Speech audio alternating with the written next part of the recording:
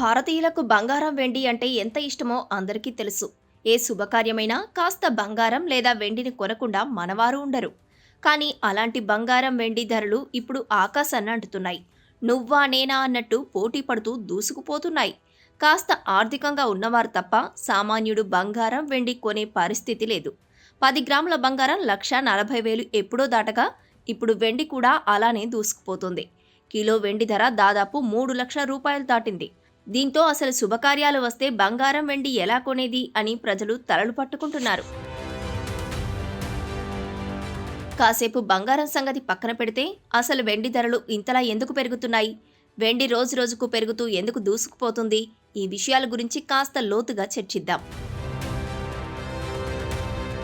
ప్రపంచంలో వెండిని ఉత్పత్తి చేసే దేశాల్లో మెక్సికో మొదటి స్థానంలో ఉంది. 2025-26 లెక్కల ప్రకారం ప్రపంచవ్యాప్తంగా లభిస్తున్న వెండిలో దాదాపు 24% వాటా ఒక్క మెక్సికో నుంచే వస్తోంది. మెక్సికో తర్వాత మన పొరుగున ఉన్న చైనా దేశం వెండిని ఎక్కువగా ఉత్పత్తి చేస్తోంది. అలాగే Peru, Chile, Bolivia, Poland, Russia లాంటి దేశాలు వెండిని ఎక్కువగా ఉత్పత్తి చేస్తున్నాయి. కానీ ఇక్కడే చైనా మైండ్ గేమ్ ఆడుతోంది. ప్రపంచంలో వెండి ఉత్పత్తిలో మెక్సికో అగ్రస్థానంలో ఉన్నప్పటికీ వెండిని శుద్ధి చేయడంలో చైనాది తిరుగులేని ఆధిపత్యంగా ఉంది. ప్రపంచవ్యాప్తంగా లభించే రిఫైన్డ్ సిల్వర్ లో సుమారు 60% నుంచి 70% వాటా చైనా నుంచే వస్తుంది. ఇప్పుడు ఆ దేశం ఎగుమతులపై లైసెన్సింగ్ విధానం తీసుకురావడంతో ప్రపంచ మార్కెట్ కు వెండి సరఫరా ఒక్కసారిగా పడిపోయింది. చైనా ప్రభుత్వం తమ దేశంలోని కేవలం 44 పెద్ద ప్రభుత్వ గుర్తింపు పొందిన సంస్థలకు మాత్రమే వెండి ఎగుమతి చేసే అనుమతి ఇచ్చింది. చిన్న, మధ్య తరహా ఎగుమతిదారులపై నిషేధం విధించింది. దీంతో సరఫరా గొలుసు దెబ్బతిన్నది. దీనివల్ల మార్కెట్లో వెండి లభ్యత తగ్గి కొరత ఏర్పడుతుందనే భయంతో ధరలు అమాంతం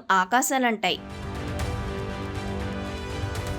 అలాగే అమెరికాతో జరుగుతున్న వాణిజ్య యుద్ధం నేపథ్యంలో చైనా తన వద్ద ఉన్న ఖనిజ వనరులను ఒక అస్త్రంగా వాడుకుంటుంది. ముఖ్యంగా సోలార్ ప్యానెల్స్, ఎలక్ట్రిక్ వాహనాలు, ఏఐ చిప్స్ తయారీలో చైనా ప్రపంచ లీడర్ గా ఎదగాలని చూస్తోంది. వీటికి వెండి చాలా అవసరం. అందుకే బయటి దేశాలకు పంపడం తగ్గించి తన సొంత పరిశ్రమల కోసం వెండిని నిల్వ చేసుకుంటోంది. ఇదే ఇప్పుడు మార్కెట్లో వెండికి డిమాండ్ ను పెంచింది. అసలే భారత్ వెండి దిగుమతుల్లో టాప్ లో ఉంది. అందులోనూ భారత్ తన వెండి అవసరాల కోసం దాదాపు 40% చైనా, హాంకాంగ్ పైనే ఆధారపడి ఉంది. చైనా ఆంక్షల వల్ల మన దేశంలో వెండి దిగుమతి భారం పెరిగి కిలో వెండి ధర రికార్డు స్థాయిలో 3 లక్షల రూపాయల వరకు చేరిందని నిపుణులు అంచనా వేస్తున్నారు.